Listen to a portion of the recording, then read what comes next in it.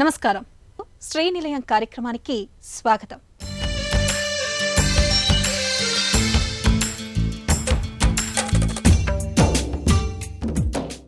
ఆంధ్రప్రదేశ్లో స్థిరాస్తి రంగానికి ఊతమిచ్చేలా కూటమి ప్రభుత్వం ఇటీవల కీలక నిర్ణయం తీసుకుంది. భూ యజమానులతో చేసుకునే అభివృద్ధి ఒప్పందం సేల్కమ్ జీపీఏ కింద 4% వరకు చెల్లించాల్సిన స్టాంప్ డ్యూటీని 1% పరిమితం చేశారు. కూటమి ప్రభుత్వం తీసుకున్న చర్యలతో స్థిరాస్తి రంగం ఊపిరి పీల్చుకుంది. నిర్మాణ రంగానికి సంబంధించి ప్రభుత్వం తీసుకున్న సూపర్ 6 నిర్ణయాలు రాష్ట్ర ఆదాయం పెంచడంతో పాటు రియల్ ఎస్టేట్కు ఎంతో ఊతమిచ్చాయని స్థిరాస్తి నిపుణులు చెబుతున్నారు.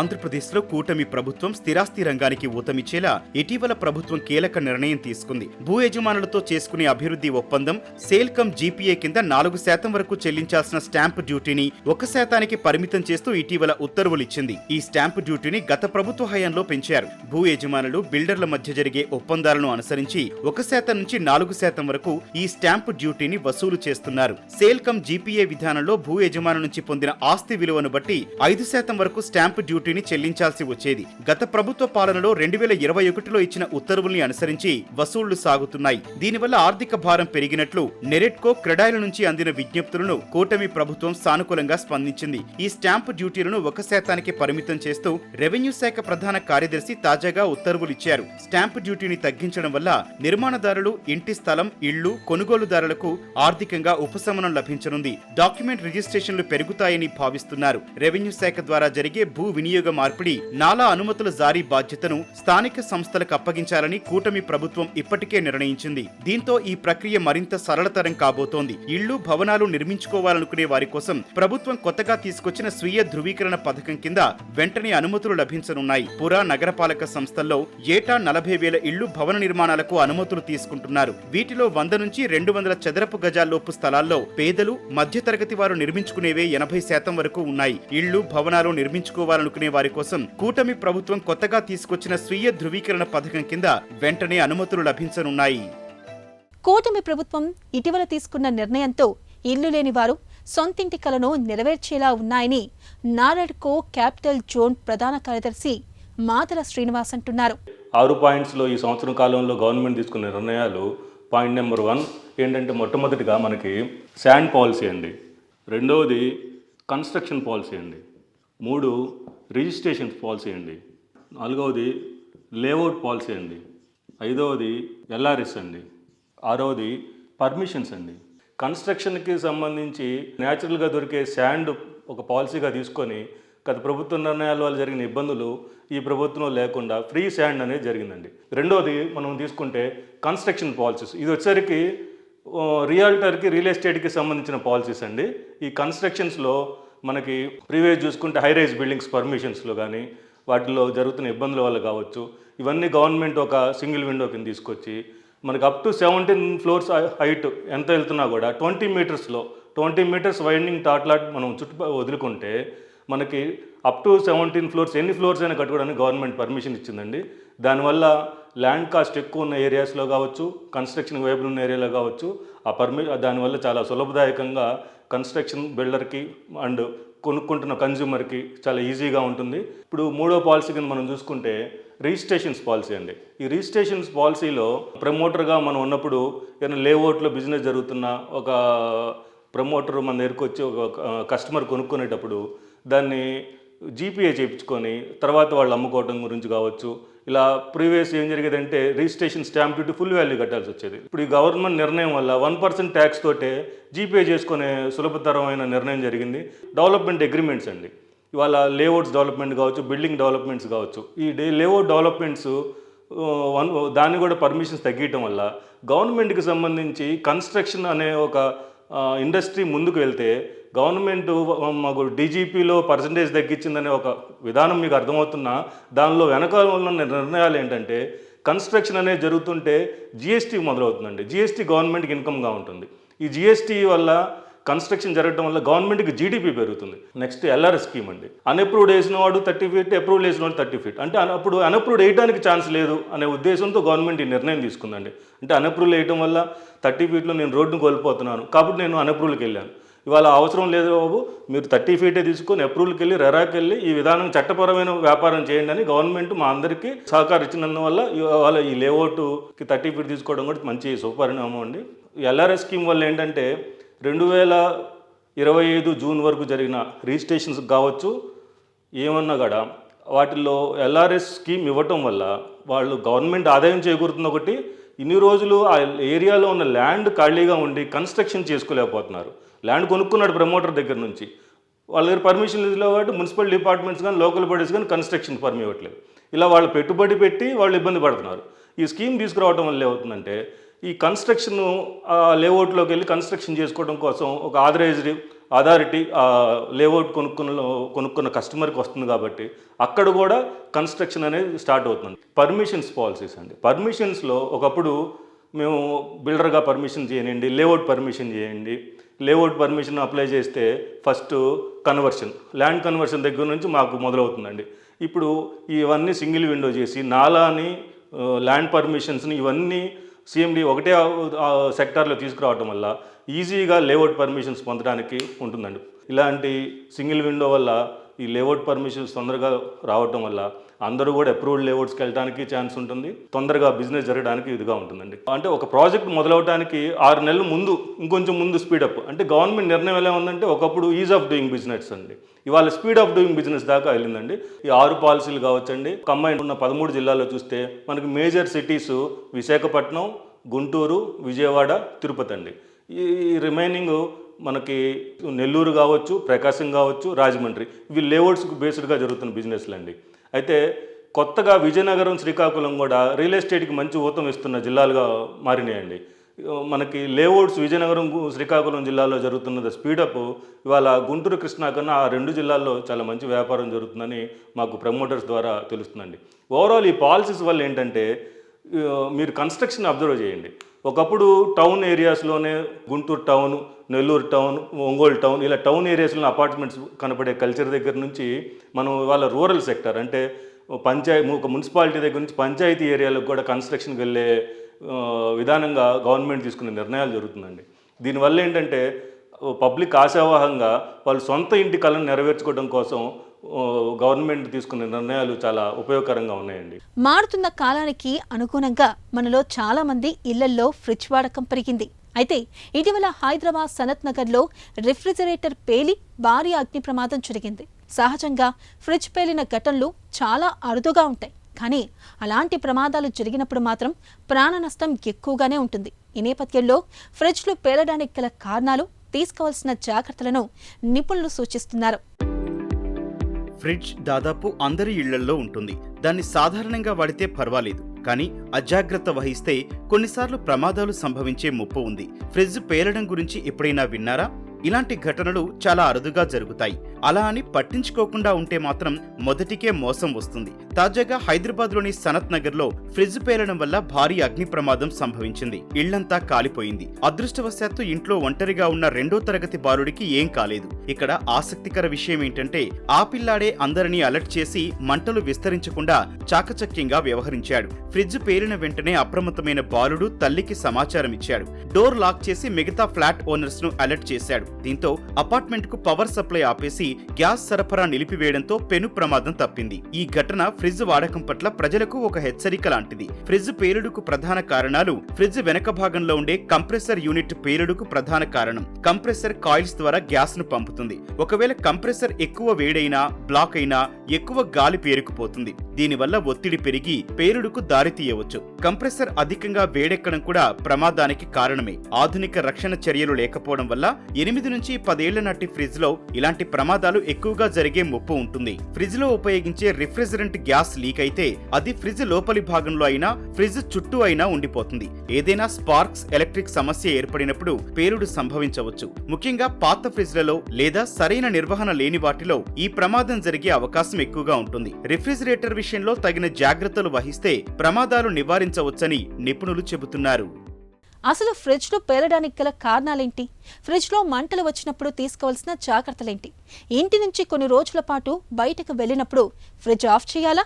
ఒకవేళ ఆన్లో ఉంచితే ఎలాంటి జాగ్రత్తలు తీసుకోవాలి అనే వివరాలు ఇప్పుడు నిపుణుల మాటల్లో తెలుసుకుందాం. ఫ్రిడ్జ్ వల్ల ప్రాబ్లమ్స్ అంటే మనకు మెయిన్ పవర్ సాకెట్ అండి, విత్ ఎర్తింగ్ ఫేస్ ఇవన్నీ ప్రాపర్గా ఇంట్లో పవర్ కరెక్ట్గా ఉండాలి. నెక్స్ట్ మనకి ఇంటి దగ్గర ఏమైనా ఇండస్ట్రియల్ ఏరియాలు ఉన్నాయనుకోండి, అక్కడ పక్కన కాలువలు యాసిడ్ వాటర్ అలాంటివి ఉంటాయి కాబట్టి అలాంటి ఏరియాలలో ఫ్రిడ్జెస్ తొందర ఆ కాపర్ అనేది యాసిడ్ అనేది తొందర లాక్కొని తొందర ప్రాబ్లం రావడం జరుగుతుంది. గ్యాస్ అనేది లీక్ అవ్వడం కానీ కంప్రెసర్ తొందర పోవడం ఛాన్సెస్ ఉంటాయి అలాంటి ఏరియాలలో. మనకు ఫ్రిడ్జ్లో ఎర్తింగ్ కంపల్సరీ. ఒకవేళ ఎర్తింగ్ లేనట్లయితే స్టార్టింగ్ కొత్త ఫ్రిడ్జ్ కాబట్టి ఏం కొట్టట్లే కదా అనేసి వదిలేస్తారు. అలా కాకుండా కంపల్సరీ చేయించుకోవాలి ఎర్తింగ్. ఒకవేళ ఎర్తింగ్ ఏమైనా లీకేజ్ ఉన్నాయనుకోండి, మనకి ఇక్కడ బాడీ టు బాడీ 2 డోర్స్కి మధ్యలో స్టీల్ ఉంది కదా, ఇక్కడ మనం ముట్టుకుంటే ఎర్తింగ్ లాగా షాక్ కొట్టడం జరుగుతుంది. ప్లస్ కింద బాడీ అనేది ఫ్రంట్ వచ్చేసి లెగ్స్ ఉంటాయి, వెనకలు వచ్చేసి లెగ్స్ కాకుండా స్టీల్ బాడీ ఉంటుంది కాబట్టి అక్కడ కూడా ఎర్తింగ్ కొడుతుంది. ప్లస్ బ్యాక్ సైడ్ కూడా టోటల్ స్టీల్ బాడీ ఉంటుంది కాబట్టి అక్కడ కూడా మనకు ఎర్తింగ్ కొట్టే అవకాశాలు ఉన్నాయి. నెక్స్ట్ టెంపరేచర్ వచ్చేసి దీంట్లో 1 to 6 వరకు ఉంటుంది. రెయినీ వింటర్ సీజన్ 2 or 3 సరిపోతుంది.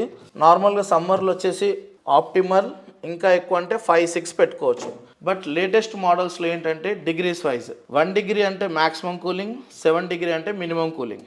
ప్లస్ ఫ్రీజర్లో మెయిన్ మనం గ్లాస్ ఐటమ్ పెట్టకూడదు, ప్లస్ స్టీల్ టిఫిన్స్ కూడా పెట్టొద్దు. ఓవర్ కూల్కి మనకి గ్లాస్ అనేది బ్రేక్ అవుతుంది. ప్లస్ స్టీల్ టిఫిన్స్ అలాంటివి పెడితే సైడ్కి క్రాక్ వచ్చి కింద బల్జ్ అవుతాయి కాబట్టి అవి పెట్టకూడదు. ఫ్రిడ్జ్లో వచ్చేసి వేడి ఐటమ్స్ పెట్టొద్దు. మనకి మ్యాట్స్ కానీ న్యూస్ పేపర్స్ కానీ క్లాత్స్ అలాంటివి ఏమీ ర్యాక్స్ పైన వేయకూడదు. వేయడం వల్ల మనకు డిసడ్వాంటేజ్ అంటే ఫస్ట్ కూలింగ్ తక్కువ పెట్టుకోవాల్సింది ఎక్కువ టెంపరేచర్ పెట్టుకోవాల్సి వస్తుంది. కంప్రెసర్ తొందర ఆఫ్ అయ్యేది ఎక్కువసేపు రన్లో ఉంటుంది, దానివల్ల పవర్ కన్సంప్షన్ కూడా పెరుగుతుంది. ప్లస్ మనకి 1 week వచ్చే ఐటమ్స్ 3 daysలో అలాగా పాడవడానికి ఛాన్స్ ఉంటుంది. నెక్స్ట్ ఎవ్రీ 1 yearకి ఒకసారి ఈ గ్యాస్ కిట్ అనేది క్లీన్ చేసుకోవాలి. దీంట్లో అంతా పురుగులు పట్టడం, మసాలాలు ఏమన్నా పడడము అలాంటివి ఉంటుంది, ఫంగస్ ఫామ్ అవుతుంది కాబట్టి ఇది ఎవ్రీ 1 yearకి ఒకసారి తీసి వామ్ వాటర్లో ఆర్ షాంపూలో క్లీన్ చేసి మళ్ళీ సేమ్ ఎలా ఉందో అలా స్టిక్ చేసుకోవడం. ఎప్పుడైనా మనం బయటికి వెళ్ళినప్పుడు వెకేషన్ మోడ్ అని మనకి ఆప్షన్ ఉంటుంది. లేదు పూర్తిగా మనం ఫ్రిడ్జ్ ఆఫ్ చేసుకోవాలి అనుకుంటే ఫ్రిడ్జ్ ఆఫ్ చేసి లోపలంతా మొత్తం డ్రై క్లాత్తో మొత్తం క్లీన్ చేసి వెళ్తే మంచిది. ప్లస్ స్టోరేజ్ రూమ్లో పెట్టొద్దు. మనకి గ్లాస్ విండోస్ కానీ డోర్స్ క్లోజ్ చేసి ఉండొద్దు. మనకి సన్లైట్ కింద కూడా డైరెక్ట్ పెట్టొద్దు. ప్లస్ గ్యాస్ సిలిండర్ పక్కన వాడడం అలాంటివి చేయొద్దు. కింద వెట్ లేకుండా తడి లేకుండా చూసుకోవాలి, ఎర్తింగ్ ప్రాబ్లం కూడా వస్తుంది అలాగా. మెయిన్ ఫ్రిడ్జ్కి వచ్చేసి back side 4 inches to 5 inches gap వదలాలి. సైడ్స్ కూడా మోర్ దెన్ 5 inches ఉంటే బెటర్. మనకి మెయింటెనెన్స్ ఏంటంటే ఎవ్రీ 1 yearకి ఒకసారి సర్వీస్ ఇంజనీర్ వేసి క్లీన్ చేయించుకోవాలి ఇది. ప్లస్ ఇంట్లో ఏమైనా డాగ్స్ ఉంటాయి అనుకోండి, దాని హెయిర్స్ వచ్చేసి మొత్తం వచ్చేసి దీనికి అంటుకుపోతాయి, దానివల్ల మనకు కూలింగ్ తక్కువ అవుతుంది. నెక్స్ట్ సైడ్స్కి వచ్చేసి దీనిపైన ఫ్రిడ్జ్ పైన కవర్స్ లాంటివి వేస్తారు, కవర్ చేస్తారు ఫుల్గా. అలా కవర్ చేయొద్దు మనకి, ఎందుకంటే సైడ్స్కి హీట్ వస్తుంది కాబట్టి అలాంటివి ఏం పెట్టొద్దు. ఫ్రిడ్జ్ పవర్ కార్డ్ వచ్చేసి డైరెక్ట్ ఇంట్లో ఉన్న పవర్ సాకెట్కి పెట్టాలి, అంతేగాని ఎక్స్టెన్షన్ బాక్స్ యూస్ చేయొద్దు. ఎందుకంటే అది ఆర్డినరీ వైర్స్ లోపల అల్యూమినియం టైప్ ఉంటుంది. మన ఇంట్లో వైరింగ్ వచ్చేసి కాపర్ వైరింగ్ 320, 720 వైరింగ్ ఉంటుంది, విత్ ఎర్త్ వైర్ ఉంటుంది, ప్రాపర్ ఉంటుంది కాబట్టి మనం ఇంట్లో ఉన్న బోర్డుకే పెట్టాలి. నెక్స్ట్ దీని కింద చాలామంది స్టాండ్స్ ఆన్లైన్లో బుక్ చేసుకొని మరి పెడుతున్నారు. వీల్స్ స్టాండ్స్ అసలు యూస్ చేయొద్దు. మనకు ఫ్రిడ్జ్ అనేది మూమెంట్ అనేది ఉండొద్దు, ఒకటే దగ్గర స్టెబుల్ ఉంటుంది. పెట్టుకుంటే కింద వితౌట్ స్టాండ్ యూస్ చేస్తే బెటర్. లేదు అంటే normal plastic stand, fixed fridge stands ఉంటాయి, అలాంటివి పెట్టుకోవడం. ఎవ్రీ 1 yearకి ఒకసారి బిఫోర్ సమ్మర్ మనం సర్వీస్ టెక్నీషియన్ని పిలుచుకొని టోటల్ ఫ్రిడ్జ్ ఒకసారి సర్వీస్ చేసుకుంటే బెటర్. మనం కలలుగనే ఇంటిని ఎంతో అందంగా కట్టుకుంటాం, అన్ని విషయాల్లో జాగ్రత్తలు తీసుకుంటాం. వుడ్ వర్క్, కిచెన్ కబోర్డ్స్ చేయించుకునే సమయంలో నాణ్యత గల కలపను ఎంపిక చేసుకుంటాం. రోజులు గడుస్తున్న కొద్దీ కొన్ని ప్రాంతాల్లో ఇంట్లోకి చెదపురుగులు చేరి కబోర్డ్లను, ఇతర వస్తువులను గుల్ల చేస్తున్నాయి. ఇలాంటి పరిస్థితుల నుంచి బయటపడడానికి ఇప్పుడు అల్యూమినియంతో కూడిన ఇంటీరియర్ ఉత్పత్తులను విరివిగా వాడుతున్నారు. నగరవాసుల ఇంటి అందాల్లో ఇవి కీలకంగా మారాయి. కలకాలం మన్నికగా ఉండడమే కాకుండా చెదపట్టకుండా చక్కని రంగుల్లో అందమైన రీతిల్లో కనిపిస్తున్నాయి.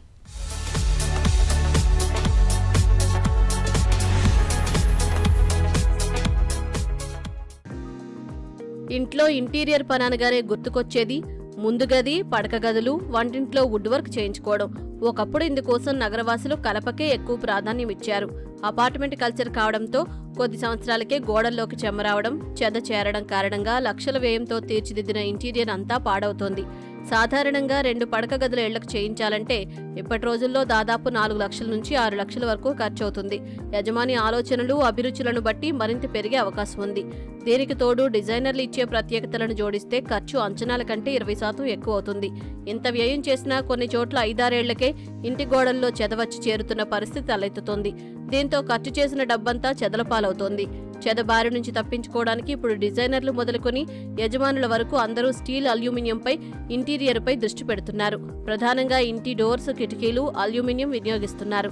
వంటగదిలో స్టెయిన్లెస్ స్టీల్తో కూడిన ఉత్పత్తులను వాడుతున్నారు. కబోర్డ్లకు స్టీల్ ప్లేట్స్, బ్రాస్ అన్నింటినీ తీర్చిదిద్దుతున్నారు. అల్యూమినియం కిటికీలు, తలుపులు తుప్పు, చెద పట్టకుండా మన్నికగా ఉంటాయి. అల్యూమినియం ఉత్పత్తులను ఇంటి యజమాని ఆలోచనలకు అనువైన ఆకృతిలో రూపొందించేందుకు అవసరమైన యంత్రాలను ఇప్పుడు నగరంలోని చాలా మంది తయారీదారులు విదేశాల నుండి దిగుమతి చేసుకున్నారు. వీటి ద్వారా మనకు నచ్చిన డిజైన్లను తీర్చిదిద్దుకోవచ్చు. అల్యూమినియంను ఆయా ప్రాంతాల్లోంచి తీస్తే మనకు కావలసిన రంగులోకి మారడమే కాకుండా ఇంటి అందాలను ఇనుమడింపజేసేలా ఉంటాయి. కిటికీలు అనేది మనకి పూర్వం చూస్తే వుడ్ విండోసే ఉండేవి ఎక్కువగా, వుడ్ విండోస్.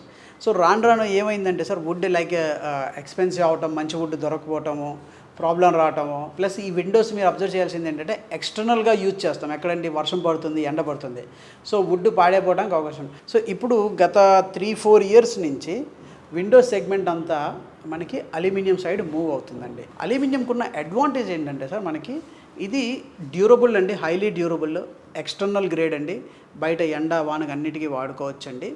అండ్ మీకు మెయిన్ అడ్వాంటేజ్ వచ్చి ఈ ప్రొఫైల్ చాలా స్లీక్గా వస్తుంది. ఈ అల్యూమినియం విండోస్కి వచ్చేటప్పటికి 2 టైప్స్ ఆఫ్ సెగ్మెంట్ ఉంటాయండి. ఒకటి ఏంటంటే సిస్టమ్ అల్యూమినియం అంటాం, ఇంకోటి నార్మల్ ఫ్యాబ్రికేటెడ్ అల్యూమినియం విండో అంటాం.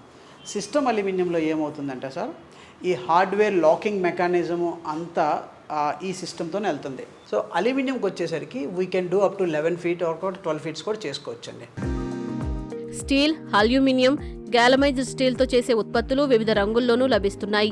మనకు కావలసిన ఆకృతిలో, వర్ణంలో వీటిని ఎంపిక చేసుకోవచ్చు.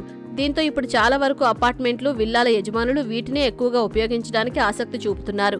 ఇంటీరియర్ అంతా చూసేవారికి వుడ్ వర్క్లా కనిపించేందుకు టేక్ వుడ్ రంగును సైతం ఎంచుకోవచ్చు. ఇవి జనరల్గా మనకి బాల్కనీ టు లివింగ్ రూమ్ స్లైడింగ్కి వాటికి యూజ్ చేస్తాం అనమాట అండి. సో ఇప్పుడు మీరు చూస్తే ఇది షాంపెయిన్ గ్రే కలర్ అంటామండి, one of the finest colour అండి, అండ్ విత్ జార్జియన్ బార్స్ అనమాట. ఇది one of the elegant designs which we keep selling lot అండి. సో ఇది చూస్తే మీకు వెరీ సీమ్లెస్గా వస్తుంది. అల్యూమినియంలో మనం వాడేది మల్టీ పాయింట్ ఇంటర్లాకింగ్ కూడా యూజ్ చేస్తాం. సో డిఫరెంట్ మొత్తం ఒక్కచోటే కాకుండా 3 points దగ్గర లాక్ కూడా అవుతుందండి. అండ్ కింద ట్రాక్స్ వచ్చేవి కూడా ఇవి ప్యూర్ అల్యూమినియం విత్ ప్రీమియం రోలర్స్తో పెడతాం అనమాట. మనకి with mosquito mesh, without mosquito mesh, లాక్స్లో కూడా interlocking, different lockings, flush handles కూడా వీ ఆఫర్ దెమ్ అండి. మీరు చూస్తే aluminium is used in air crafts. Whole air crafts are made with air crafts only. When air crafts goes 32,000 feetsకి వెళ్తాయి temperatures కానీ, అక్కడ దోస్ రెసిస్ట్ అనమాట. So aluminium has a better characteristics properties then UPVC అండి. మనం అల్యూమినియమే అంటాం కానీ దాని మీద మీకు కావాల్సిన ఫినిషింగ్ కూడా వుడ్ ఫినిష్ తీసుకోవచ్చండి. టీక్, వాల్నట్, ఏ ఫినిష్ అయినా మనం చేయించుకోవచ్చు. సరే అండి, ఇప్పుడు నేను చూపించేది ఇది one of the finest model sir. We called slide and fold అండి. ఈ స్లైడ్ అండ్ ఫోల్డ్ పర్పస్ ఏంటంటే సార్, ఇది మనకి బాల్కనీస్కి వాటికి పెట్టుకున్నాం అనుకోండి, మీకు అన్ఇంటరప్టెడ్ వ్యూ వస్తుంది. ఇది ఒకవేళ చూస్తే ఈ షట్టర్స్ అన్నీ ఓపెన్ అయ్యి మీకు ఒక చోట ఫోల్డ్ అయిపోతాయి సార్.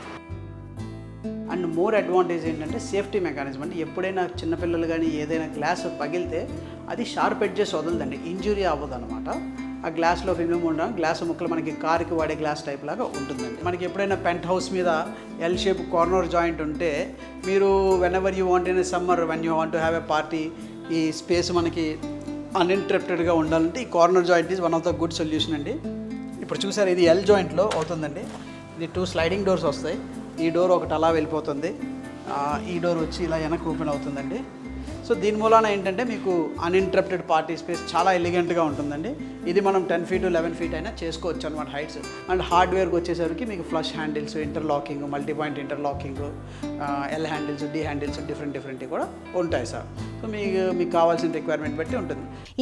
ఇళ్ల స్థలాలు, అపార్ట్మెంట్ కొనే ముందుగా వాస్తును పరిశీలిస్తూ ఉంటారు. మరి ప్రేక్షకులు అడిగిన ప్రశ్నలకు సమాధానాలు వాస్తు నిపుణుల మాటల్లో తెలుసుకుందాం.